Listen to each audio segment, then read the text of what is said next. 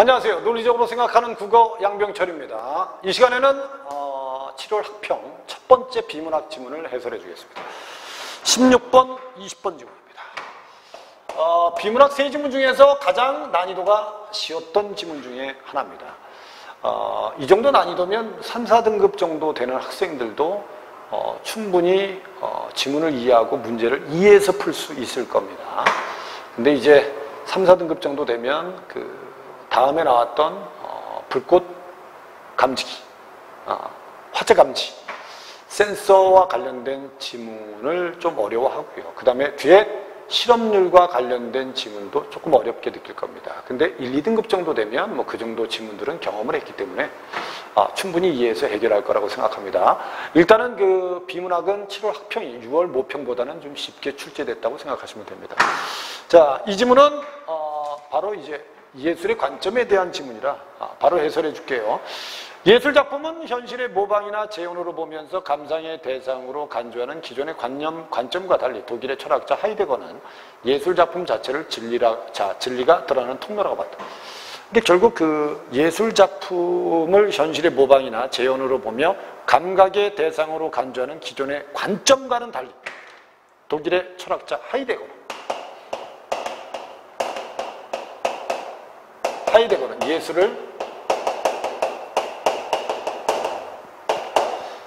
예술을 진리가 드러나는 통로로 봤다. 하이데거는 이를 설명하기 위해서 이 세상에 존재하는 모든 것을 존재자로, 그러한 존재자를 존재자답게 만드는 것을 존재로 규정하고, 예술작품의 진리는 존재자의 존재가 드러나는 과정이다.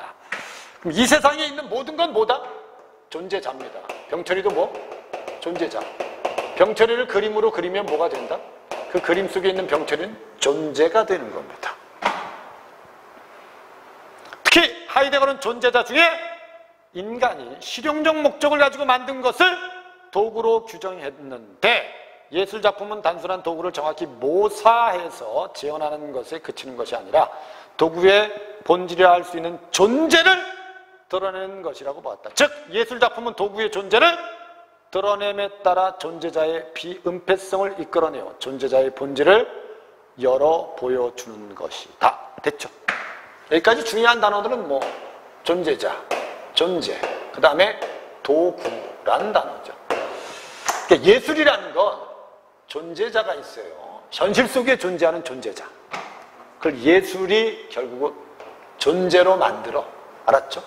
그림으로 그리면 그림 속에 있는 존재는 바로 존재자를 존재화시킨 거죠. 그 다음에 이 존재를 보면 우리는 이 존재자의 뭐를 알 수 있다? 본질을 알 수 있다. 혼동하시면 안 돼요. 아마 이 지문에서 이 앞부분 첫 번째 문단을 이해 못하는 사람들이 많았을 겁니다. 됐죠? 다시 존재자의 존재가 여섯 번째 줄 보세요. 예술작품의 진리는 존재자의 존재가 드러나는 과정. 특히 하이데거는 존재자 중 인간이 실용적 목적을 가지고 만든 것을 도구라고 규정했습니다. 존재자 중에서 실용적인 목적을 가지고 만든 건 도구다. 예술작품은 단순한 도구를 정확히 모사해서, 모사란 말은 그대로 베끼다 이 뜻입니다. 모사해서 재현하는 것에 그치는 것이 아닙니다. 도구의 본질이라는 할 수 있는 존재를 드러내는 것이죠. 이게 존재자의 뭐를 드러내는 거예요? 존재를 표현하는 거다. 그럼 결국 여기 지금 존재하는 분필이 뭐죠? 이게 존재자. 이걸 병철이가 그림으로 그리면 그림 속에 있는 이거는 뭐다? 존재. 됐죠? 그럼 이 그림 속에 있는 존재를 보면 이 존재자의 뭐를 알 수 있다? 본질을 알 수 있다. 그래서 예술작품은 진리를 드러내는 통로라고 본 겁니다. 하이데거는 이러한 미학의 관점을 고우의 구두라는 작품을 통해서 설명했습니다. 예를 들어서 이제 설명하죠. 고우의 구두를 통해서. 구두라는 작품. 뭐 여기서 첫 번째 문단에서 이해가 좀 안 됐다면 이 예를 통해서 이해를 하면 되죠. 또 뒤에 고우의 작품 속에 구두라는 존재자의 존재 이렇게 돼 있잖아. 그러니까 그림 속에 있는 구두는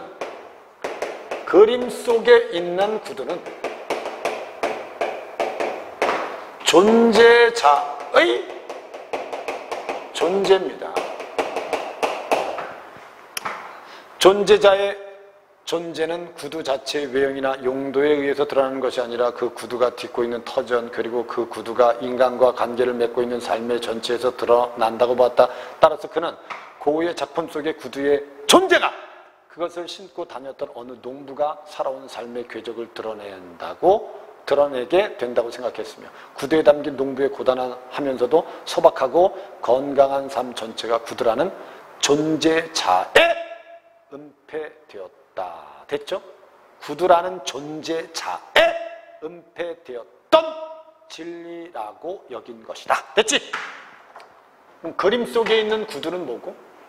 존재자의 존재고, 이 존재에 해당하는 게 뭐지?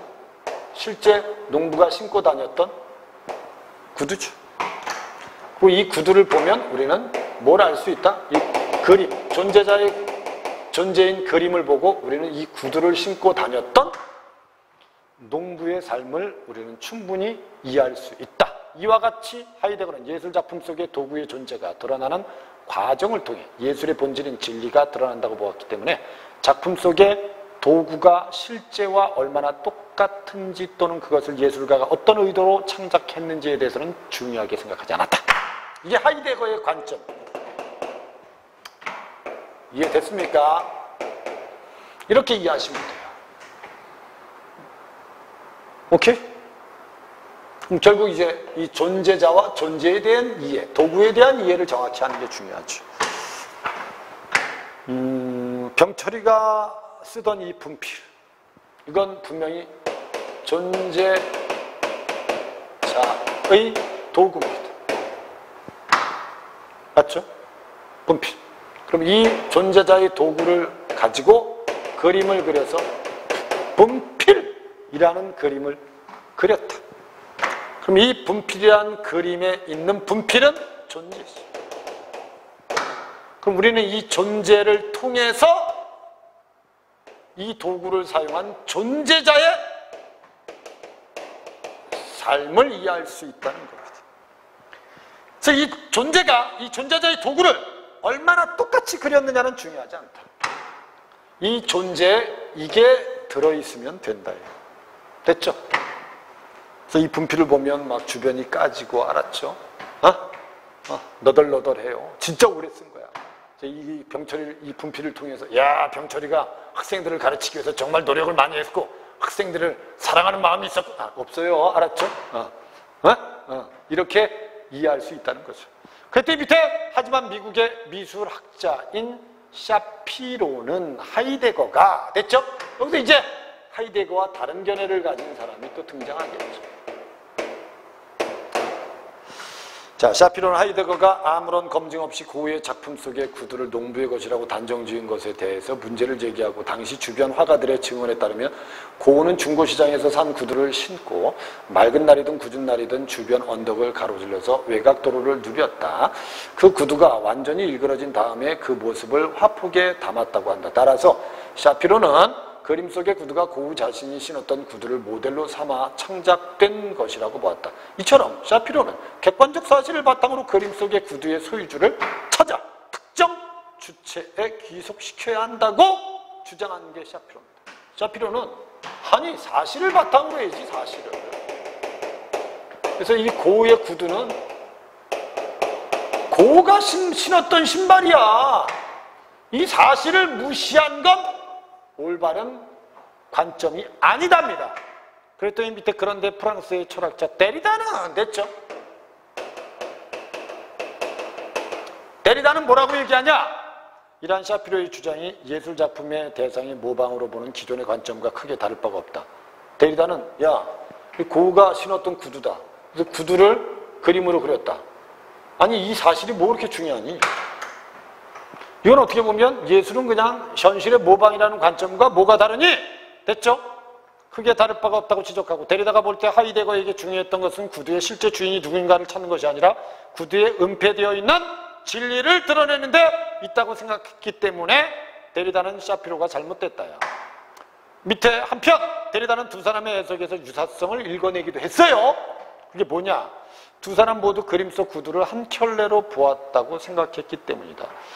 그림 속 구두는 오른쪽 것이 훨씬 더 커 보이기도 할 뿐만 아니라 자세히 볼수록 신고 다닐 수 있는 구두로도 보이지 않습니다. 그런데 두 사람은 왜 거기에 아무런 의문을 제기하지 않았을까요? 대리단은 두 사람 모두가 구두를 한 켤레로 규정함으로써 구두에 대한 그 밖에 다양한 해석, 밑줄거 다양한 해석의 가능성을 배제!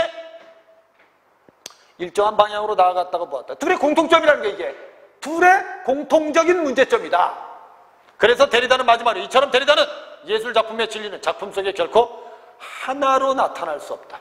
고흐의 작품이 하이데거를 만나 하나의 진리를 열어주듯이 또 다른 사람들에게 또 다른 진리를 열어줄 수 있다고 본 것이다. 따라서 대리단은 하이데거처럼 그런적 진리로의 회귀를 원하지 않았다. 대리단은 예술작품이 열어주는 다양한 해석들, 다양한 해석 밑줄, 만남 속에서 새로이 세계를 바라보는 다양한 시각들을 생성해내는 예술작품의 끊임없는 미적 창조력, 바로 거기에 예술작품의 진리가 있다고 생각합니다. 그럼 결국 대리단은 야, 작품은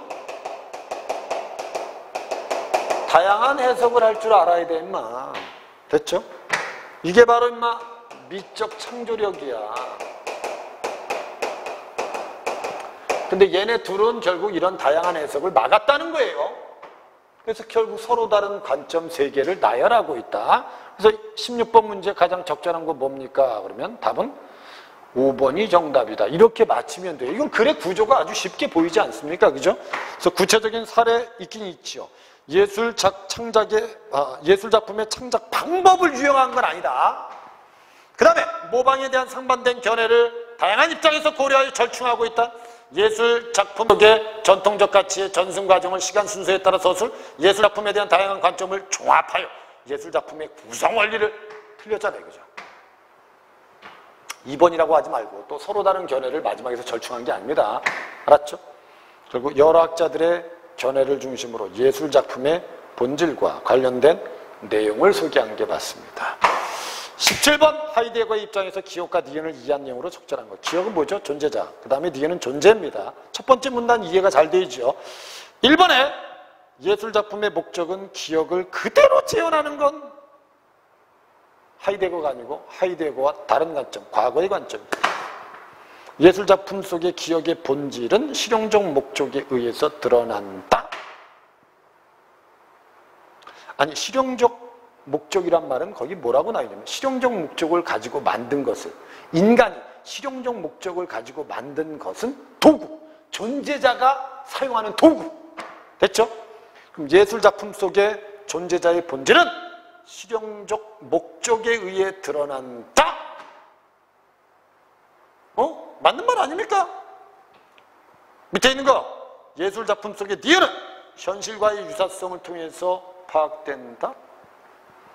예술작품 속의 기억이 실제 사용되는 모습을 관찰하여, 이건 의미가 없죠. 실제 사용되는 거 아까 사용없습니다. 니은을 파악한다.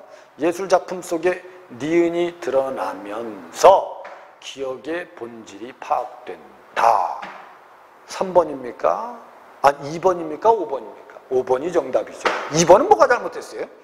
예술작품 속의 기억의 본질은, 존재자의 본질은 실용적 목적에 의해서 드러나는 게 아니고 니은에 의해서 드러나는 겁니다. 존재자의 본질은 존재에 의해서 드러난다. 존재에 의해서 드러난다. 답은 5번이다. 18번 A의 이유로 가장 적절한 걸 찾아라. 대리단은 두 사람의 해석이 유사성이 있다. 유사성이 뭡니까? 둘 다 다양한 해석을 안 한다는 거야. 구두가 두 켤레라는 생각은 둘 다 똑같다는 거죠. 왜 꼭 두 켤레를 고정적인 생각을 하고 바라보냐 이게. 근데 여기서 제일 중요한 건 다양한 해석을 안 한다는 면에서 둘은 공통점이 있다. 1번 작품을 향유 대상으로 간주하여 해석하는 것처럼 보였기 때문이다. 작품에 대한 다양한 감상의 가능성을 열어두는 것처럼 보였다. 말이 안 되죠. 작품 대상의 구성 요소별로 분해해서 해석하는 것처럼 보였다. 직관적인 연상 과정을 통해서 작품의 진리를 파악하는 것처럼 보였다. 작품에 대한 해석을 고정된 관점으로 한정하고 있는 것처럼 보였다. 5번입니다. 그 다음에 17번 문제도 세계적인 사진작가 앙드레 케르테츠는 화가 몬드리안의 초상 사진을 촬영해달라는 의뢰를 받고 몬드리안 작업실을 방문했고 그리고 테이블에 놓인 화가의 안경과 파이프. 그럼 안경과 파이프 재떨이가 뭐에 해당하죠? 존재자의 도구고요. 이 존재자의 도구를 사진으로 찍었어요. 그럼 그 사진이 바로 존재가 되는 겁니다. 이해됐죠? 이것이 몬드리안의 초상입니다 라고 말했대요. 그럼 몬드리안은 바로 무슨 자가 되는 거예요? 존재자가 되는 거죠. 그럼 우리는 이 사진의 안경이나 재떨이를 보고 결국 뭐를 알 수 있다? 존재자의 본질을 알 수 있죠. 그래서 보기의 작품을 이해한 것으로 적절하지 않은 거, 하이데거는 케르테치의 사진 속 안경과 파이프보다는 작가의 촬영 의도에 주목한, 아니죠. 안경과 파이프에 주목합니다. 그래서 그걸 통해서 존재자의 본질을 알려고 할 겁니다. 1번입니다.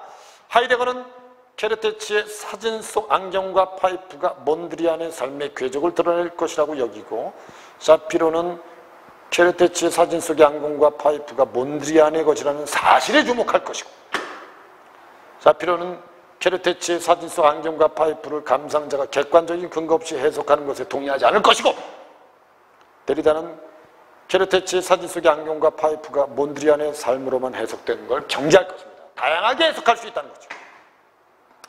데리다의 견해가 맞죠. 아니, 예술작품을 꼭 고정된 의미로 해석하는 건 잘못된 거 아닙니까? 보는 사람에 따라 다양하게 해석할 수 있는 거 아닙니까? 됐죠? 20번 문제! 보기를 참고할 때 윗글에 나타난 데리다의 예술에 대한 입장을 추론한 것으로 적절한 걸 찾으래. 이게 무슨 말입니까? 데리다는 언어의 의미 네모 쳐보세요.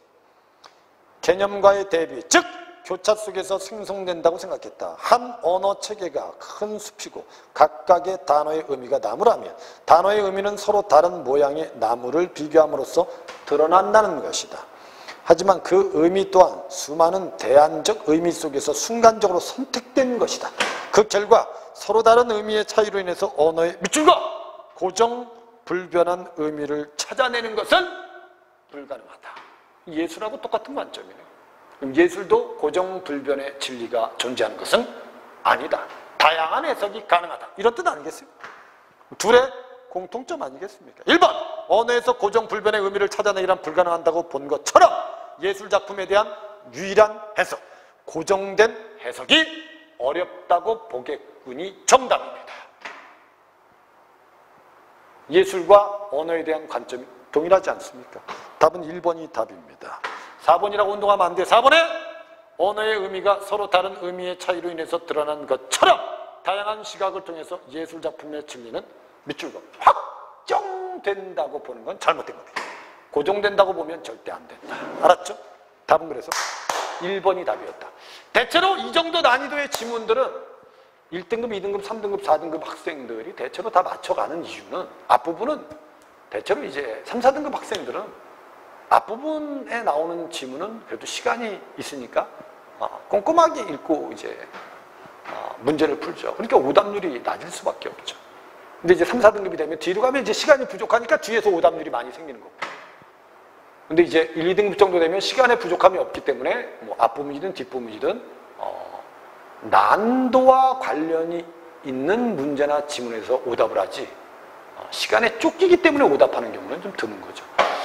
그러니까 3, 4등급 정도 되는 학생들은 비문학을 극복하려면 이 정도 지문을 혼자 요약하는 연습을 해서 이해를 해서 문제를 풀고 문제의 답의 근거가 왜 이건지 명확하게 이해하는 공부를 하세요.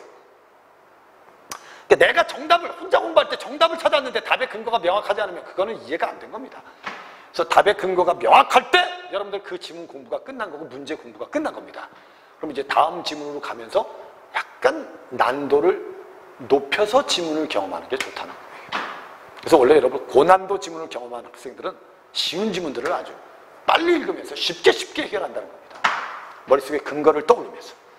비문학이 약한 학생들은 쉬운 것들도 경험하고 고난도 지문도 함께 경험하면서 실수도 줄이면서 이해력을 높이는 공부를 9월 모평 전에 꼭 하시기 바랍니다. 알았죠? 선생님 설명은 여기까지 하겠습니다. 일단 9월 모평 전까지 여러분들 열심히 공부해서 좋은 결과 만들길 바랍니다. 선생님하고는 다음 동영상 시간에 만나도록 합시다. 수업 듣는다고 고생했습니다. 감사합니다.